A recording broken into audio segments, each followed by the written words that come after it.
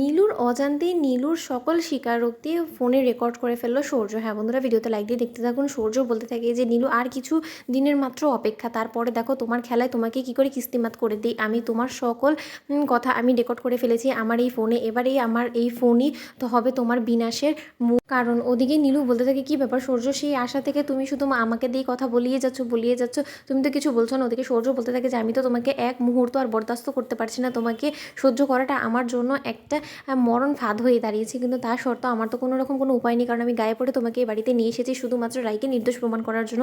তাই আমাকে আর কিছুদিন হলেও তো তোমাকে অন্তত সহ্য করতে হবে। কিন্তু যাই হয়ে যাক না কেন, এই যাত্রায় যাতে তুমি যাতে কোনো মতে পার না পাও সেই ব্যবস্থা এবার আমি করবো। এবার আমি নিজ দায়িত্বে দাঁড়িয়ে থেকে তোমাকে পুলিশের হাতে তুলে দেবো, কারণ তুমি অনেক অন্যায় অবিচার করেছো রাইয়ের সাথে। শুধুমাত্র রাইয়ের সাথে না, আমার গোটা পরিবারের সাথে তুমি মিথ্যাচার করেছো, আমাকে ঠকিয়েছো। তারপরও যদি তোমার মতন একটা চরম ক্রিমিনালকে এরকম করে অনায়াসে আমরা ঘোরাফেরা করতে দিই, তাহলে হয়তো বা আরও বেশি তোমার মধ্যে এই রাগ ক্ষোভ জমে তুমি হয়তো বা আরও কিছু সাংঘাতিক ঘটিয়ে দিতে পারো, যার কিনা কোনো মতেই আমরা চান্স নিতে পারবো না। তার জন্য এবার তোমার বিচার আমি নিজ হাতে করবো। ওদিকে নীলু বলতে থাকে কি ব্যাপার সূর্য, তুমি আমার দিকে এরকম করে তাকিয়ে গেছো কেন? ওদিকে সূর্য বলতে থাকে নীলু অনেকটা রাত হয়ে গিয়েছে, তো এবার আমাদেরকে বাড়ি ফিরতে হবে। ওদিকে চাকরির খোঁজে নেমে পড়া রাই বাড়ি ফেরার পথে অনির্বাণের সাথে মুখোমুখি হওয়া মাত্র অনির্বাণ রাইকে দেখে বলতে থাকে কি ব্যাপার, তোমার ওই এক্স বয়ফ্রেন্ডকে তো দেখতে পাচ্ছি না তোমার আশপাশে। না, সে তো সবসময় তোমার আশেপাশেই থাকে, তা ও তো এখনও তোমার জীবনে আছে তাই না? তখন এই কথা বলা মাত্র রাই বলতে থাকে যে প্লিজ অনির্বাণ, কিছুদিন বাদে তো আমাদের ডিভোর্স হতে চলেছে, তাই আর যাই হোক না কেন নিজের বিবেককে এতটা নিচে নামিয়ে দিও না যার ফলে কিনা আমি তোমাকে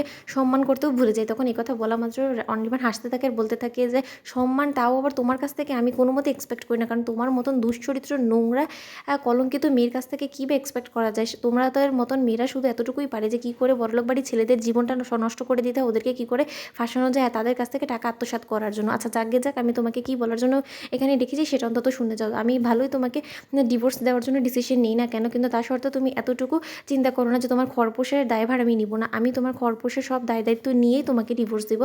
আর তোমার খরপোশের যাতে কোনো রকম কোনো প্রবলেম না হয়, তাই আমি তোমাকে টোটালি একটা ব্ল্যাঙ্ক চেক অন্তত হাতে ধরিয়ে দিব, যার ফলে কিনা তুমি আর কোনো দিন আমার কাছে আসতে না পারো। কারণ তোমাকে দিয়ে তো বলা যায় না কোনো দিন হয়তো বা তুমি আবার আমার কাছে এসে কিছু টাকার জন্য আবার আমাকে আমার সাথে মিথ্যাচার করবে, সেটা তো আমি কোনো মতো বরদাস্ত করবো না। তাই আমি ভেবে নিয়েছি যখন তোমাকে আমার জীবন থেকে আমি তাড়াবোই, তাই একবারই জন্যই তাড়াবো। ওদিকে রাই বলতে থাকে দোহাই তোমার অনির্বাণ, তুমি আমার উপরে এতটাও দয়া করো না, কারণ তোমার এই ভিক্ষের টাকা আমার কোনো প্রয়োজন নেই। আমরা গরিব হতে পারি, কিন্তু তার সত্ত্বেও আমরা যথেষ্ট পরিমাণে মান সম্মান নিয়ে বাঁচতে পছন্দ করি। ওদিকে অনির্বাণ বলতে থাকে হ্যাঁ, তোমাদের মতন মেয়েদের মান সম্মান বলে যে কী জিনিসটা আছে সেটা তো আদৌ তো তোমরা ঠিক করেই বলতে পারো না।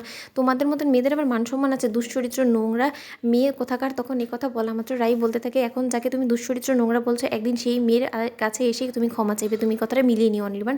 তো বন্ধুরা, ভিডিওটি ভালো লেগে থাকলে অবশ্যই লাইক এবং শেয়ার করে সাবস্ক্রাইব করতে বলো না।